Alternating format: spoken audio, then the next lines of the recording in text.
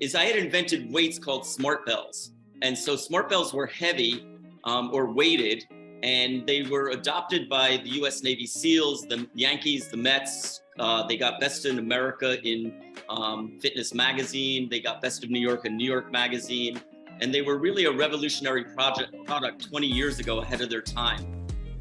Over the years, I won't get into how it all happened, but I shifted away from the smart bells and invented the same family of ideas in the hearts and the HeartMoves. But one of the big differences between the hearts and those smart bells is the hearts are essentially have no weight. They're less than a pound. And people that are in the fitness world, or people that don't know fitness real well, they're like, well, how can something that works with no weight, how does that work?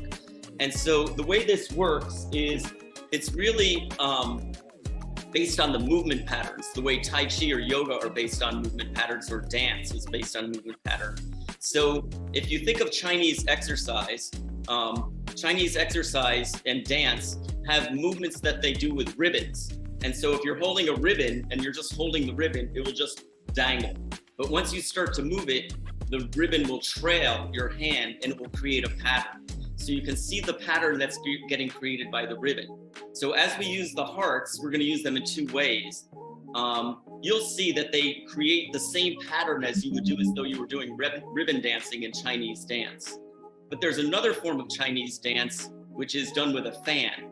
And in fan dancing, they hold the fan and they'll go boom, boom, and it's staccato.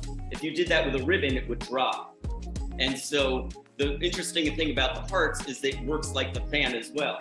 So you can do that, and if it were just the ribbon would drop. But the fan doesn't drop, obviously. So it was actually a wonderful woman who had a PhD from one of the top schools in China in physics that pointed this out to me, but she loved dance and exercise. And she said, oh, the thing I love about your products is that they embody Chinese movement patterns, but they are both embodying both the fan and the ribbon in the movement patterns. So that gives you a little bit background to the ribbons, to the movements we're gonna do. I wanna give you one last anecdote, and then we're gonna go right into the shape of the heart, which is essential. And we'll spend a little bit of time with that so that you'll feel comfortable with them. And then once you get through today, you'll see that tomorrow and Saturday are very cumulative. But one last thing about the shape, and this is where Neil deGrasse Tyson came in as a friend, is if you look at the heart like this and you turn it sideways, you can see the infinity symbol in the shape. Mm. And so what's going on is the heart curves on the horizontal axis like this and the vertical axis like this. If you're holding them with the two handles like this, it conforms to the shape of your body wherever you put it. If you have one in your hand, you can start to feel that, all these different things. And so what this shape really is it's called a hyperbolic paraboloid, and it's like a horse saddle.